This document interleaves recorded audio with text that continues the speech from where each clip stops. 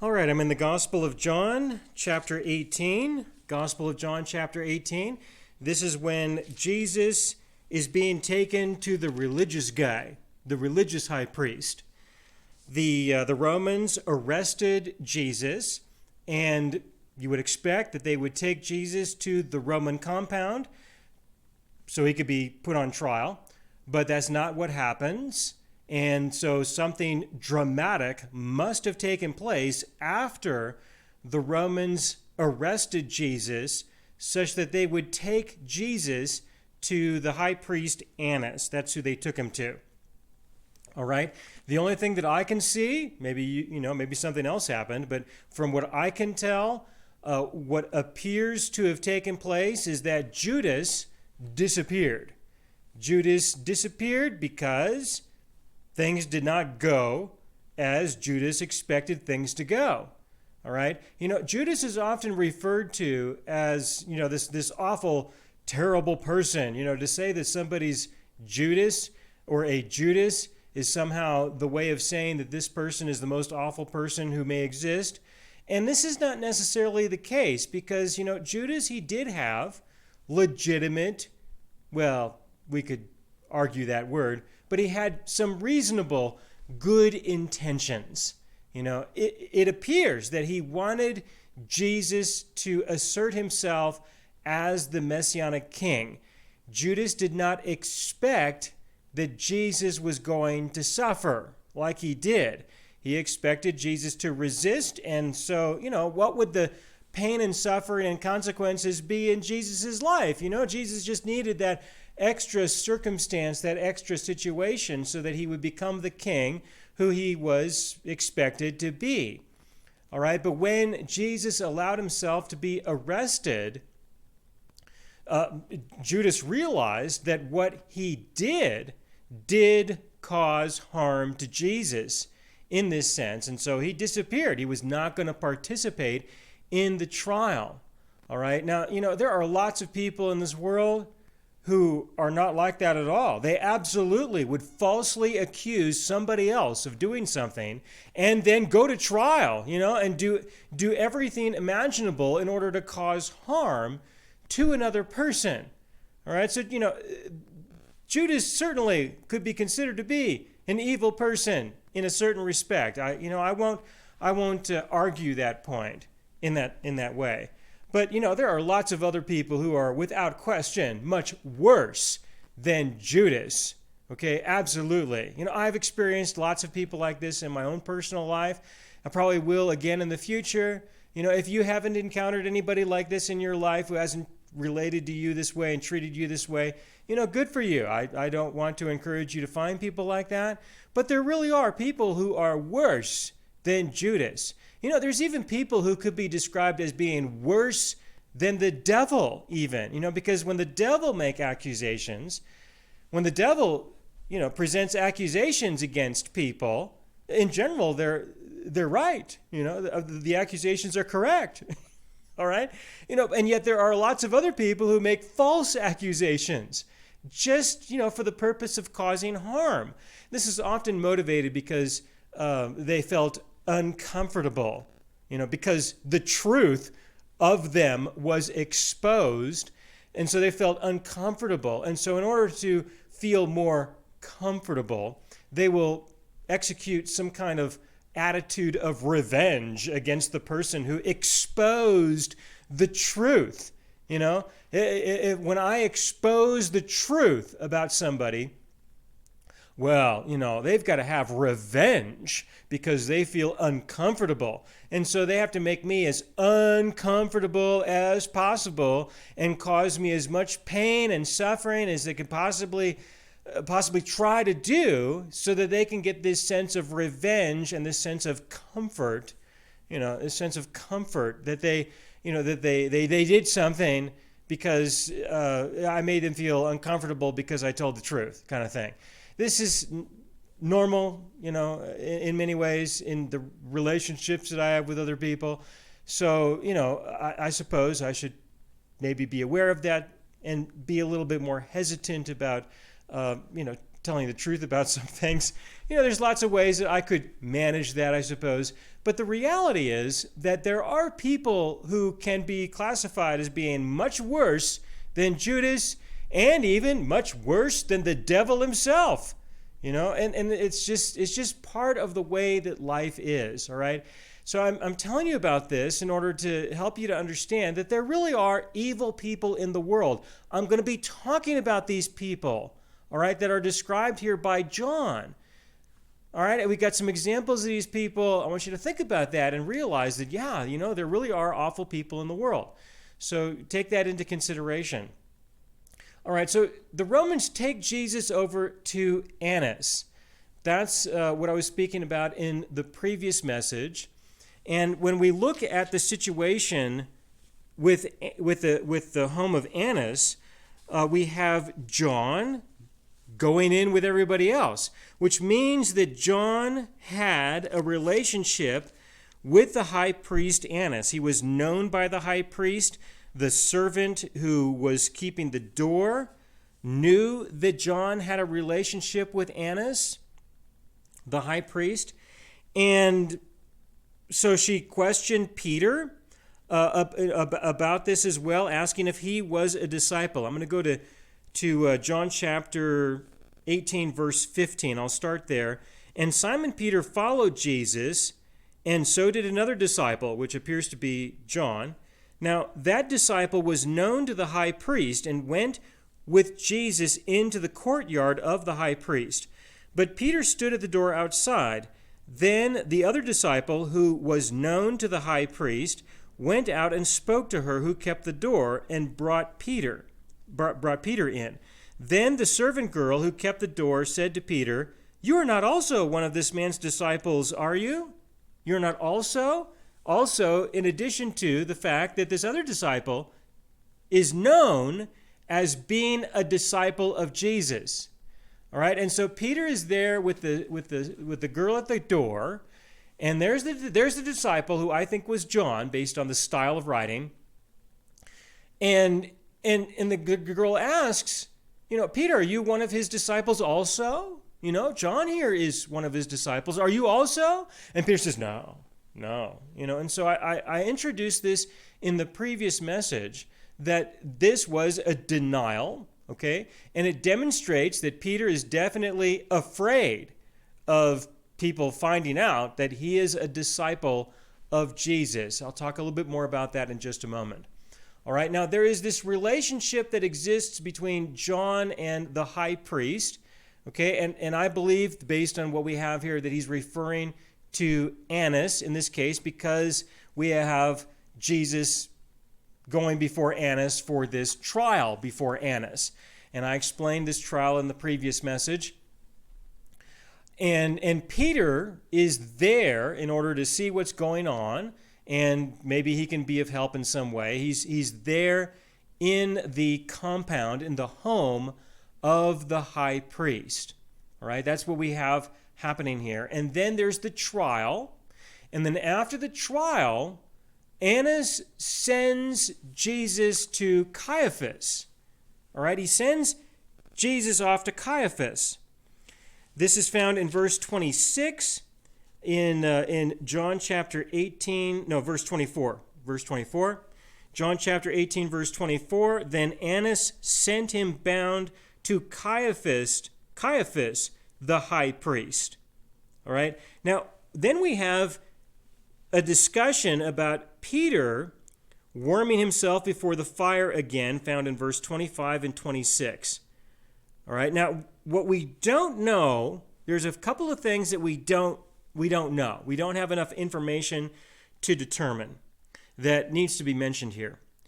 The first thing that we don't know, because there is this uncertainty in the way that John writes, we don't know if Peter was in the home of Annas when he denied Jesus, and then did he stay in the home of Annas and then go with Jesus again over to the home of Caiaphas.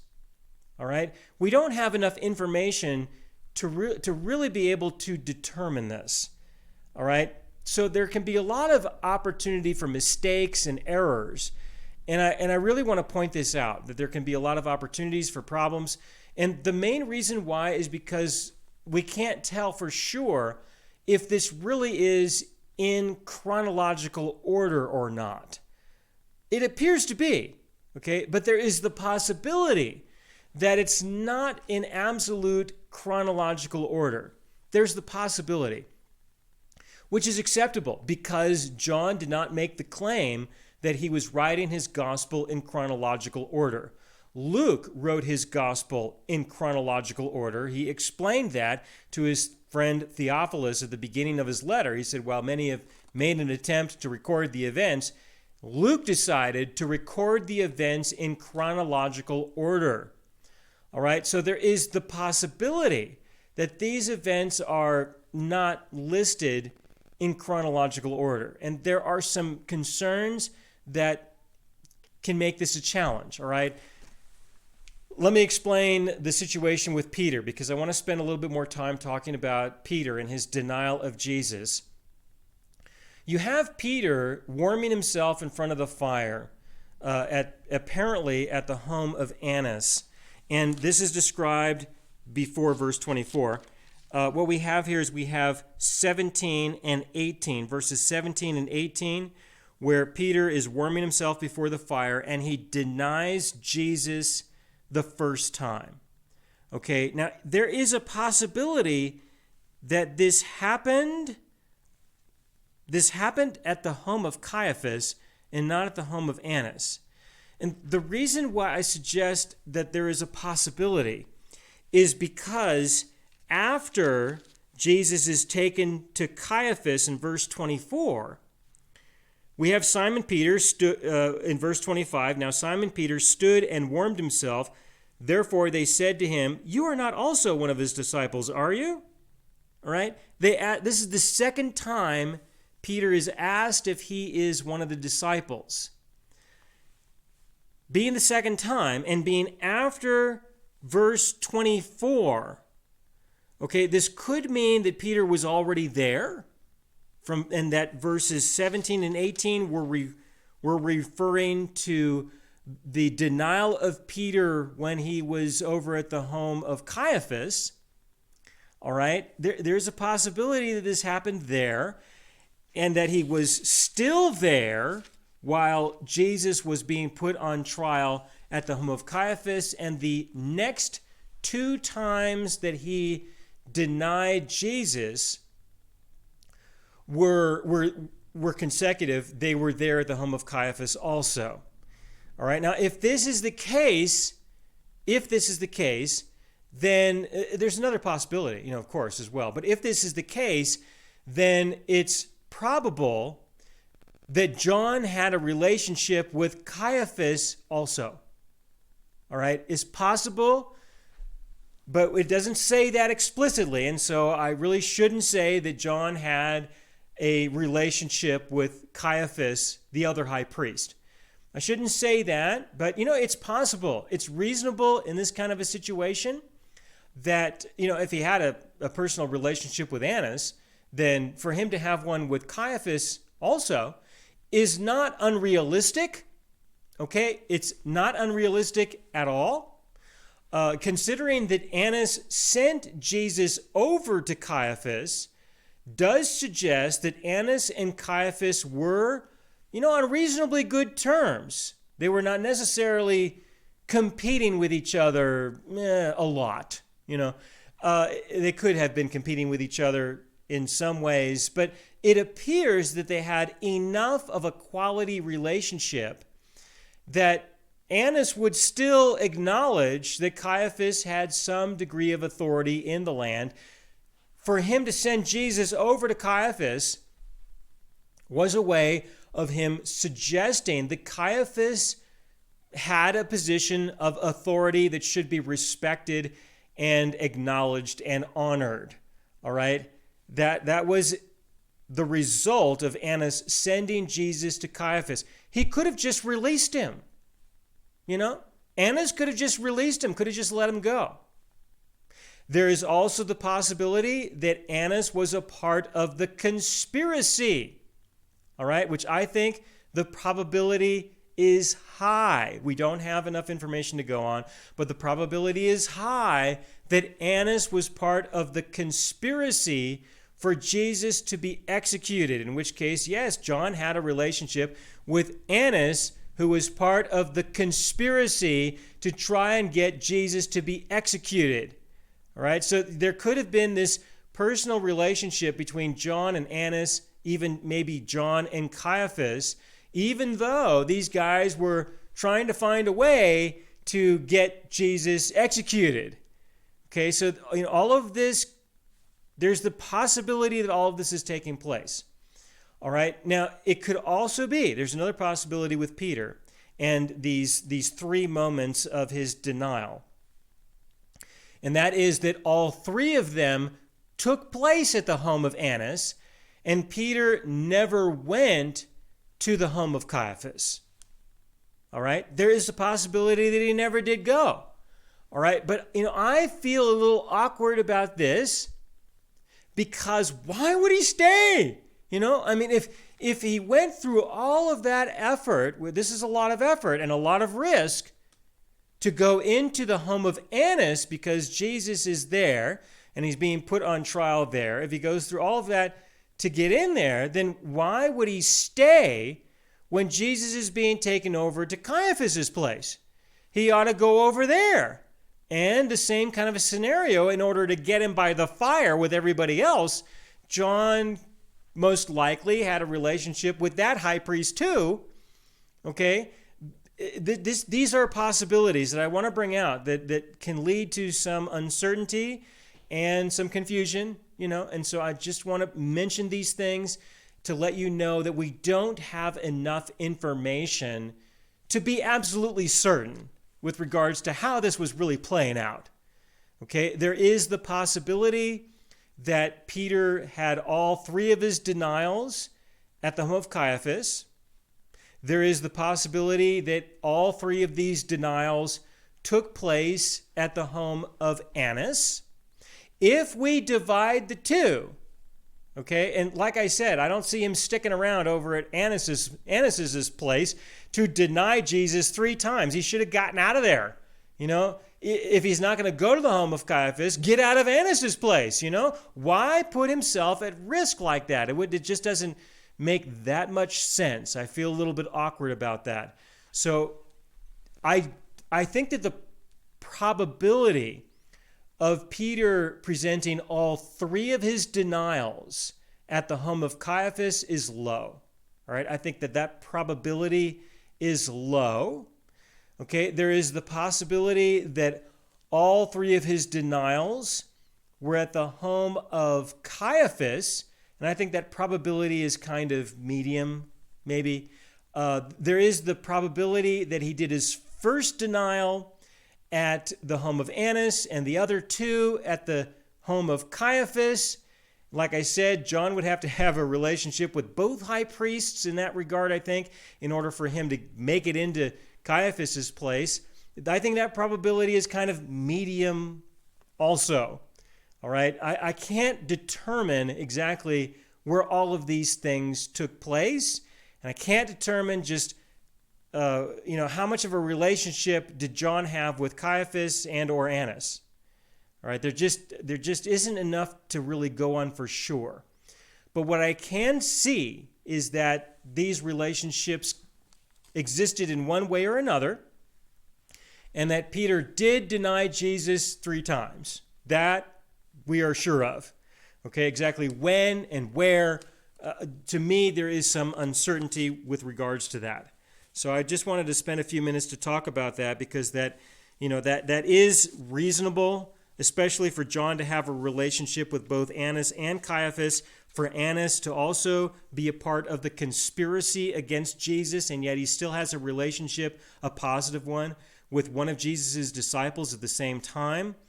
And, all of that, there's a lot that's happening here, and I think it needs to at least be mentioned, okay?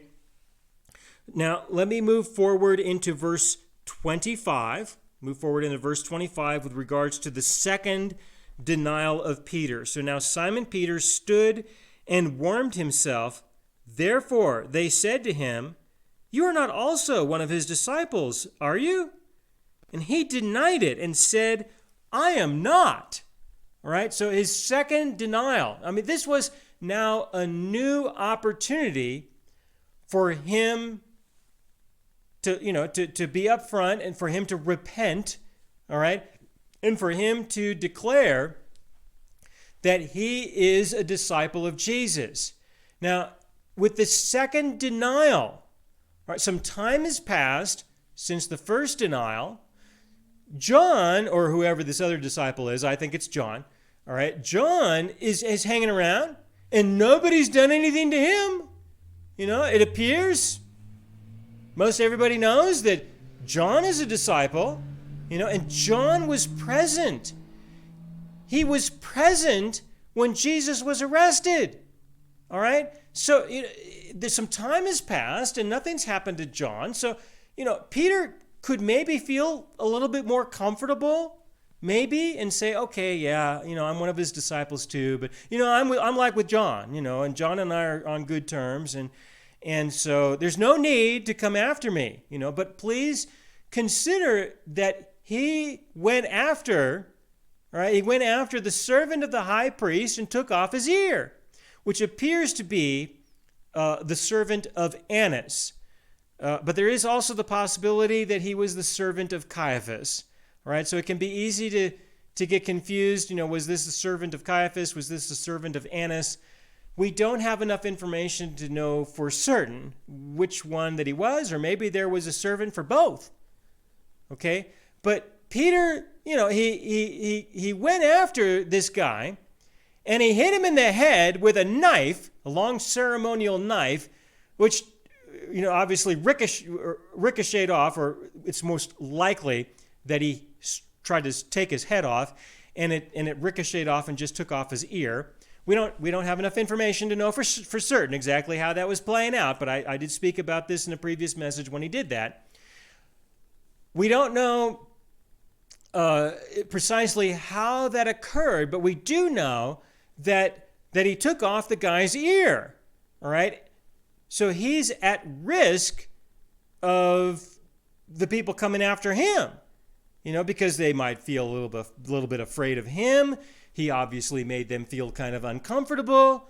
Jesus healed the guy's ear, and so now we have new problems because, we have to acknowledge that the guy's ear was healed. So Peter had some risk that the other disciple didn't have, that the people who were present might decide to go after him.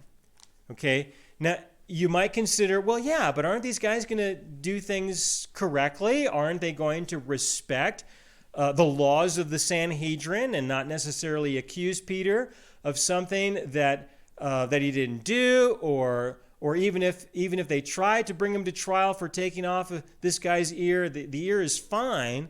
So we shouldn't necessarily take off Peter's ear. I mean, why would they do that? An eye for an eye, a tooth for a tooth, and an ear for an ear. So we'll take off Peter's ear, and, hey, maybe Jesus will heal Peter's ear also. He's right there. So, maybe we can arrange for that to work out as well. They can't let that happen, because if they do, then now we've got another miracle that Jesus has performed. There are all kinds of little things that could occur. But the risk that these people might do something to Peter, again, inspired by Peter's aggression and their desire to defend themselves or maybe execute revenge, the probability of them doing something to Peter is high. All right? There is a high risk that they decide, well, let's go after Peter. And obviously, nobody there is respecting the law. All right? Nobody there is respecting the law of the Sanhedrin with the way that they're treating Jesus. So Peter has no legal protection at all whatsoever. What they're doing against Jesus is wrong. I spoke about this previously at the trial before Annas that they were violating the laws of the Sanhedrin. There were to be no arrests at night. There were to be no trials at night. You can't have a trial without there being witnesses. All right? These are violations of the laws of the Sanhedrin and the law of Moses. I did do a set of programs specifically for the trial of Jesus. You can find those programs in the Living God Ministries radio archive on the trial of Jesus, where I spent a lot of time talking about over 20 laws that the Sanhedrin violated in order to convict Jesus in the way that they did, to eventually declare what further need do we have of witnesses. He has, he can be convicted by his own words alone, which is against the laws of the Sanhedrin. All right. So I go through those laws in that series of programs that I did for Living God Ministries. I certainly cannot take the time to duplicate that study here. Also, I'm trying to stay within the Gospel of John and not get spread out throughout all the other Gospels in order to describe the event. All right, I'm trying to stay focused on just a verse-by-verse study through the Gospel of John in this case. So they were treating Jesus in this way. If they decided to treat Peter in this way as well, there was no stopping them. All right, so Peter did have a lot to be concerned about. There was definitely a huge difference between the way things were and the way that Peter thought things should be. All right, again, there was a huge difference between the way things were and the way that Peter thought things should be. So because of that difference, Peter is going to feel really uncomfortable. All right, he's going to have a lot of uncertainty going on in his mind. There's a whole lot of confusion. There's a whole, there's a whole lot of discomfort. There's a lot happening. And because of this uncertainty, the temptation to lie is enormous. To lie is enormous, because if he tells the truth, if he does that, well, then this could result in more problems for him to deal with. At the moment, he's got a lot that has happened. And in a very short period of time, he has not had a chance to readjust in order to close up the difference between the way things were and the way he thought things should be. The way that he thinks that things should be just isn't the way things are. So he's got to reduce that difference a little bit, readjust, and get used to the idea that this is the way things really are. So in the meantime, all right, it's better in his mind probably. All right, in the meantime, it's better to reduce the number of additional problems, additional differences, between the way things are and the way he thinks things should be. It's better to try to reduce that as much as possible, and to just simply tell a lie is a problem-solving technique. All right? It is a problem-solving technique. It's wrong, but this is what people do. Okay? If they don't want to have to deal with the problems that will probably come up, or that they'll be faced with if they tell the truth, or if the truth is exposed, well, then just tell a lie, and that way you don't have to deal with those problems that will likely occur, all right, or likely be exposed. The problems exist, but we just don't let anybody know that those problems exist. So we just lie. That's the problem-solving technique. It's wrong. It's sin.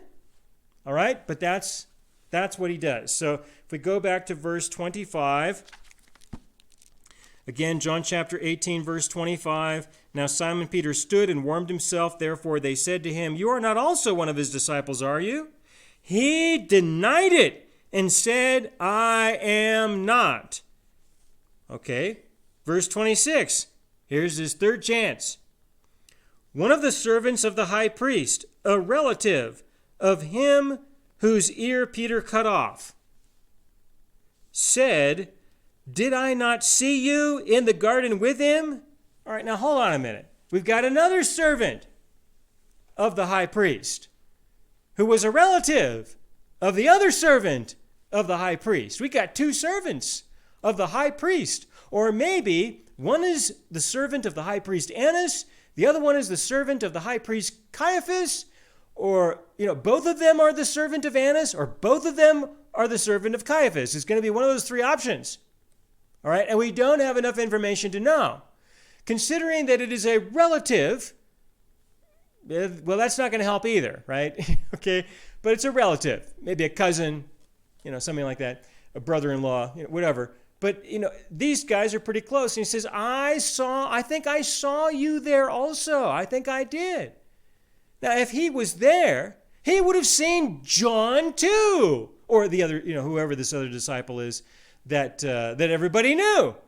Okay, so here's his chance, right? Peter gets another chance to say, I'm a disciple of Jesus in addition to that. But remember, he was a relative of the guy who's got his ear cut off, okay? So he's got this risk again. It's the same thing. And in this case, it's being brought up, all right? And for his second denial, the risk would have been a little secret. But in the third denial, this is an escalation, all right? So Peter gets another opportunity. Here's your chance. However, the risk is escalated even more. So, the guy said, listen, Peter, I saw you there. You were there. All right. You were on the other side. I know that you're one of his disciples. But that also increases the risk of his exposure because of what Peter did. So he denies it a third time. Peter denied it again. Verse 27. Peter then denied again, and immediately a rooster crowed. All right? Immediately the rooster crowed, which was what Jesus told him would take place. Before the rooster crowed, he would deny Jesus 3 times. All right? We have the fulfillment of prophecy. I know that the time span was relatively short. Jesus gave the prophecy, and then it was fulfilled within just a matter of hours. But, hey, it was a prophecy, and it was fulfilled. There you go. All right? Jesus can be defined and recognized as a prophet. All right? Good for him. So we've got this happening the third time, and the rooster crows. So now Peter has been exposed, all right, because Peter will have remembered the prophecy that Jesus proclaimed concerning the chicken, or the rooster, all right. He would have remembered the prophecy. Now there is an opportunity for divine conviction, all right, divine conviction. The Holy Spirit of God now has an opportunity to say something to Peter. Something that sounds like, I told you so. All right? Could be as simple as that. There is an opportunity for the divine presence of God to let Peter know that he knows what Peter just did. And Peter knows that God knows that he just did that. And that this is a fulfillment of what Jesus knew and prophesied just a few hours before. All right, so we have full exposure with regards to Peter and the living God. So he has another opportunity. He can now tell the truth. He can repent. He can say something. Say, well, listen, I've just had a religious experience. You guys know about that, right? You guys just experienced your own religious experience yourselves. So maybe you can appreciate the fact that I also have, we can be brothers, right? We can share with each other our religious experiences. All right? That's not what happened, but there's an opportunity for this, right? There could be a new bond between these guys, and a good one. Peter can say, you guys just experienced that religious experience with Jesus. Let me tell you, I just experienced one also. He told me I was going to deny him 3 times before that rooster crowed, and sure enough, he did. Look, there you go. Here's his chance. Here's his chance. This is his opportunity to repent and say, okay, listen, folks, I know I said this, but I got to tell you, this is the way things really are. All right, close the gap between the way people think things are and the way they really are. All right, close that difference for those people and just bring out the truth. Let's bring this into, closer to reality, and so that there can be less confusion and less uncertainty and less fear, hopefully. And if it would be put in that context, it could have worked out reasonably well, I would think, especially if Peter just goes ahead and evacuates. If he's at the home of Annas, what's he doing there anyway? All right, why is he still there? Just get out of there. Jesus is not there anymore. All right, so that's what I wanted to show you with regards to this third denial. Okay, that's the third denial of Peter. Moving forward into verse 28, then they led Jesus from Caiaphas to the praetorium. What about the trial before Caiaphas? What happened? All right, what happened there? Verse 24, he was sent to Caiaphas. And then verse 28, they took Jesus to the Roman compound. What happened at the home of Caiaphas? All right, now for those of you who want to get into the speculation of, well, what happened where? I gave you all these probabilities and possibilities, and, I explained there's some uncertainty. All right, now I want you to notice that John does not record what happened at the home of Caiaphas and at the trial at Caiaphas' place. He doesn't record that. Okay, so there is a possibility. All right, there's a possibility that he didn't go. It could be possible that John and Peter did not go to the home of Caiaphas, in which case all three denials of Peter took place at the home of Annas. All right, this is another way of saying that, that could have happened there. Like I said, I don't think so, because I don't think that Peter and John would have stuck around, especially if Jesus is taken over there. And if he was taken over there if there is some sense of the chronology happening here, if there's some sense of chronology that sure enough these second two denials happened at the home of Caiaphas, then, I don't think that's necessarily the way that it played out. So we don't have enough information to be able to answer these questions. In this case, I just want to point out that John does not record what happened with the trial before Caiaphas. He didn't record that. It was recorded in other places, but it was not recorded here. And I wanted to point that out. And it could be that because there is nothing on that trial, that John just simply wasn't there at all. Or it could be that he was there, and the absence of any information could show that he was there too, and that it was intentional, and he decided to just simply not talk about it. That all that he wanted to mention was those second two denials that Peter had that could have happened over there. That could have just been where he wanted to leave it, and the rest of what happened, he probably knew that what the other people wrote about it, and he decided to just simply not add to it. All right, so the absence of information does not necessarily mean that he wasn't there and that he didn't have a relationship with Caiaphas like he probably had a relationship with Annas, even though those relationships would be different because they're two different people. But still, it doesn't mean that. It could, in fact, suggest that he did, and that it was something that happened, that he was there, and given that there was nothing said, that could suggest that it was intentional to not say anything and that he was there.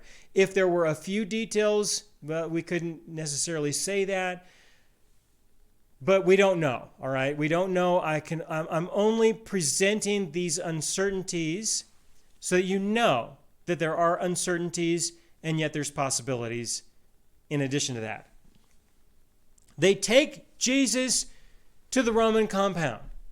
Now, the Romans had just arrested him. Okay, this is only a matter of a few hours, probably. They had just arrested him. The Romans arrested him, and they did not bring him to the Roman compound. All right, so what would these soldiers do? They would go back. They dropped him off over at Anas's place and left. Okay, they left, and they went home. Come on, it's late at night. Go get some sleep, right? All right, they went back to the Roman compound. That's where they would go. That's where you would expect.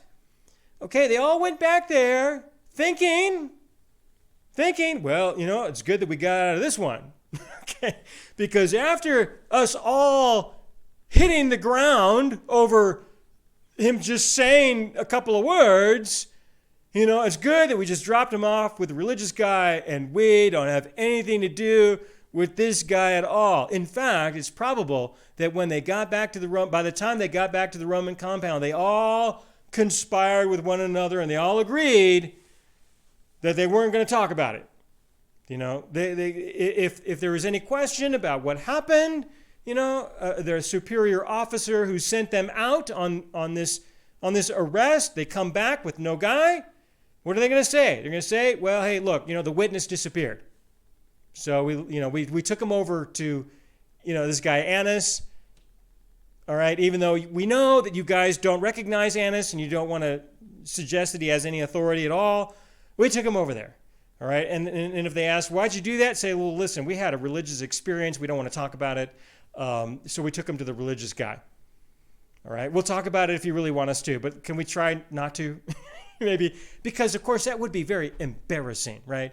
When you've got 300 to 600 heavily armed guys ready for revolution, ready for sedition and for a massive war, and that's what happened to them, this would be embarrassing. Okay, the shame would be enormous, the embarrassment. So let's have one of those don't ask, don't tell kind of scenarios, maybe. All right. So they went back to the Roman compound, and they've had maybe a couple hours to unwind, decompress a little bit, put their weapons away, take off some armor, maybe have something to eat and drink and relax and get settled at your bunk, and just kind of unwind and be thankful that it's over and just hope that the next day will be better. You won't have such an embarrassing moment of having your face in the dirt. Okay. And that will be forgotten. And they're probably doing okay. And then all of a sudden, there is the announcement that the Jews are coming to the compound. Lots of them. And they're bringing Jesus with them. The guy who just cost them this enormous embarrassment and trauma. They're bringing him over. The Romans wouldn't even bring him over to the compound.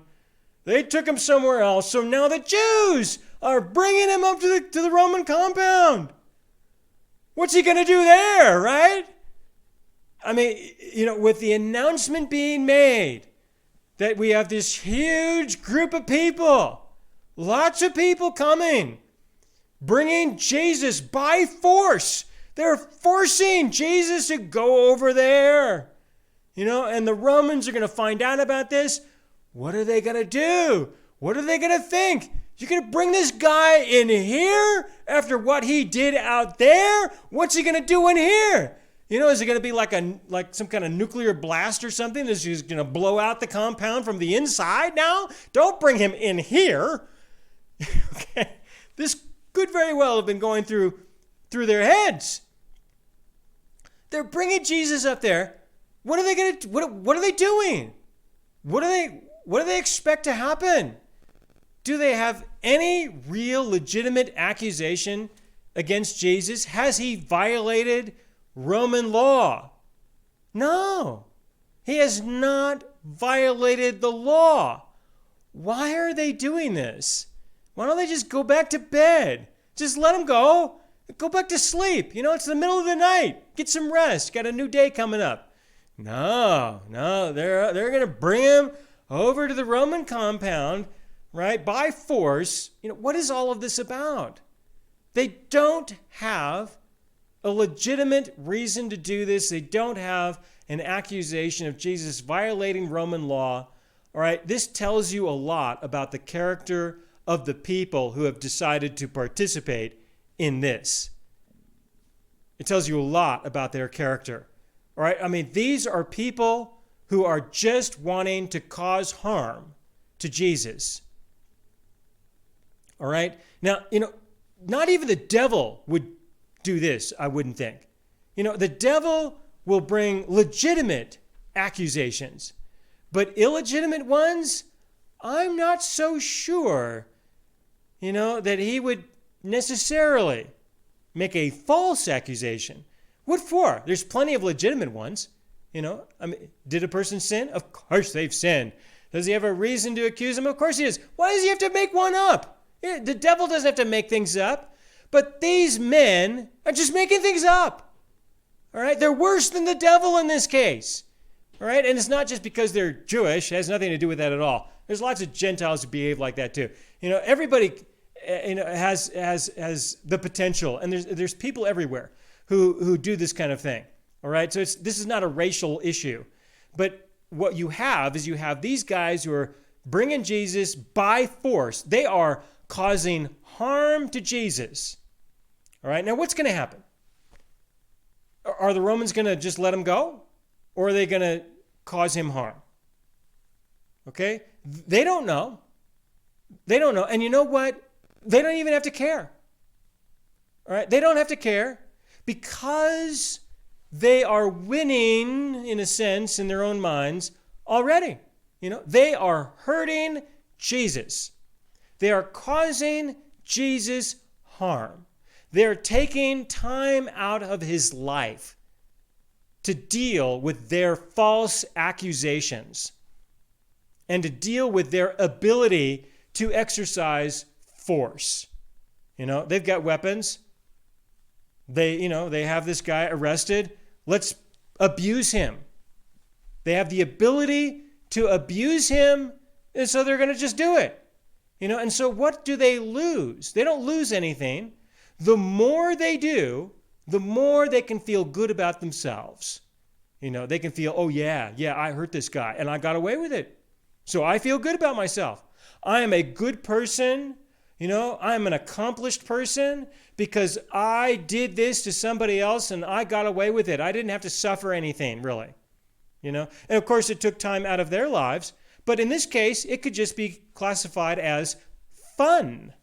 That's what people will sometimes say. This is fun.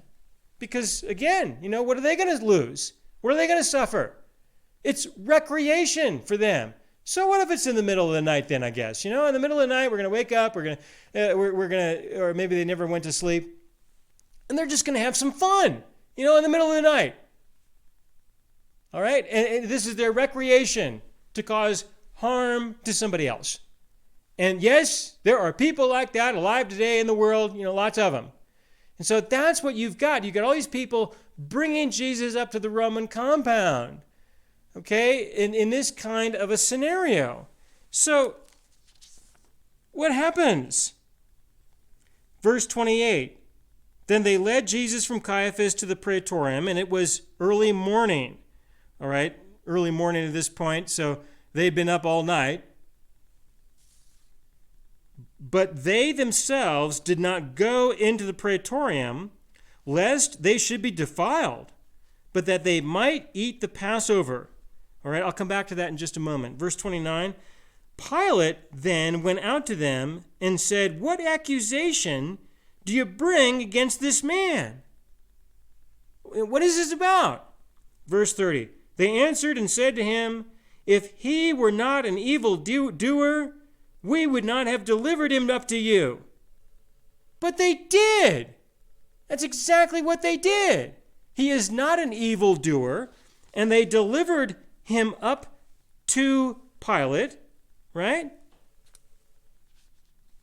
He is, so he's not an evildoer. They deliver him up to Pilate.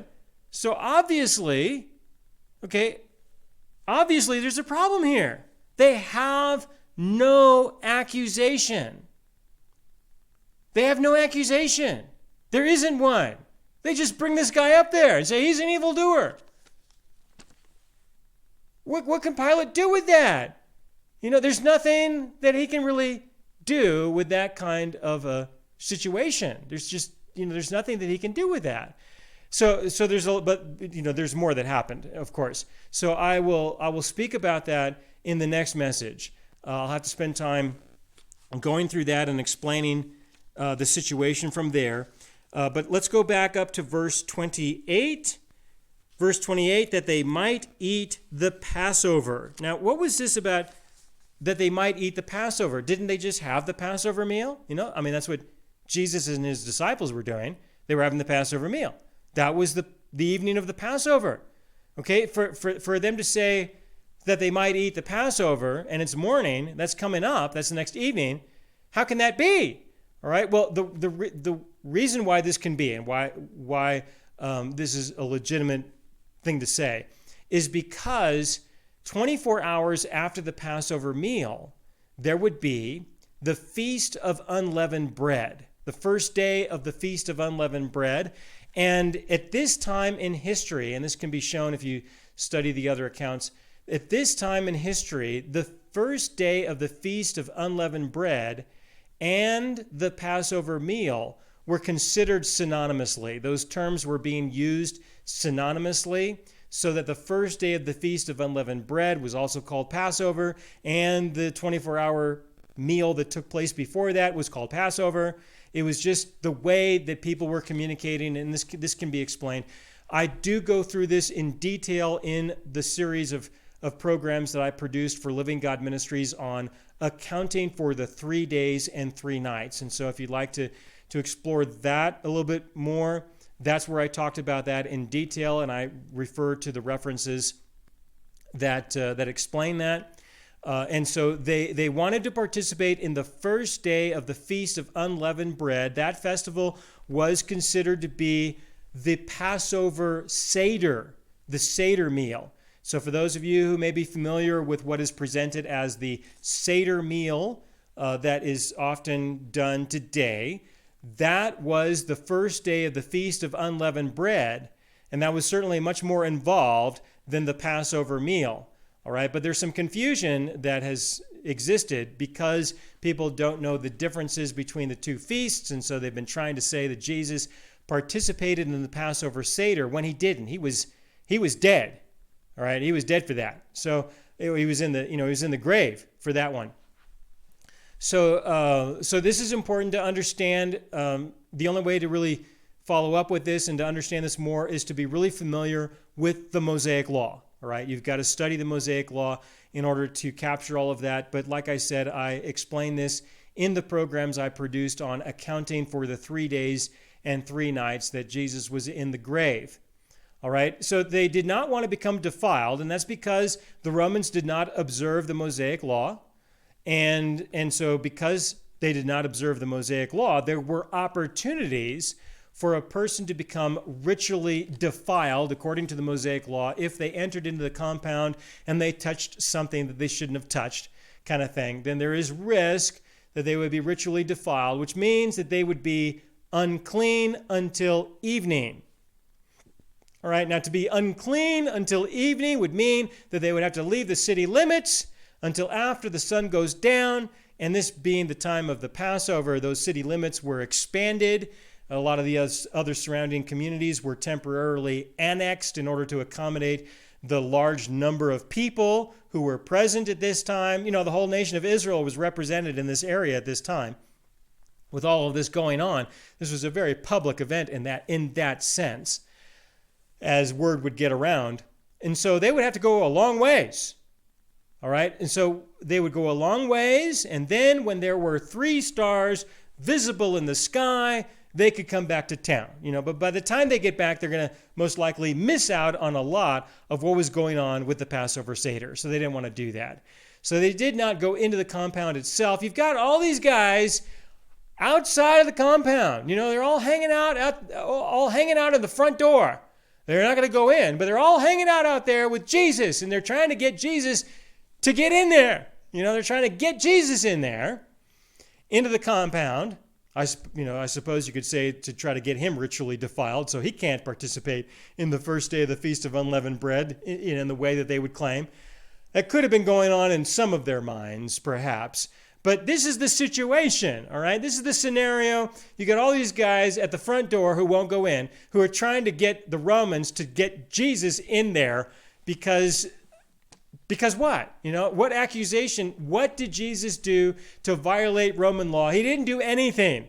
And so, why is Pilate going to let him in? And I can just imagine, like I said, with all the activity that took place already, there might have been a lot of other guys there in the compound who were saying things like, "No, Pilate, don't let this guy in here." Don't let this guy in here. Let's not do that, please. All right, we've already had a run-in with this guy. Let's just keep him, outside. Don't let him in. All right, there could have been some of that happening as well. I will continue into what happened and how they got him in there in the next message. For those of you who are using this for your small groups, I got a question that I came up with that might be useful to facilitate some conversation. The question is, what are some examples you have seen of people using force on others because they feel uncomfortable? Have you ever seen this happen? That they just use force on somebody else because they feel uncomfortable for some reason. You probably could find a lot of situations in the political world that you're a part of that would show that there are people who just give a bunch of false accusations. They cause legal action, all kinds of problems in other people's lives just because they feel uncomfortable about this person, or they're trying to accomplish something that they don't want to tell you. Who knows? But do you know of any circumstances where this kind of activity has taken place? Maybe you've experienced some of these things personally, just like I explained that I've experienced this many times personally. Maybe you have had some personal experiences like this. I think it's a good opportunity to facilitate discussion and to get a better perspective of how these people are, and to also understand how people can be today in the world that you're a part of. All right, so I hope that this is helpful, and I will continue in the next message. Thanks.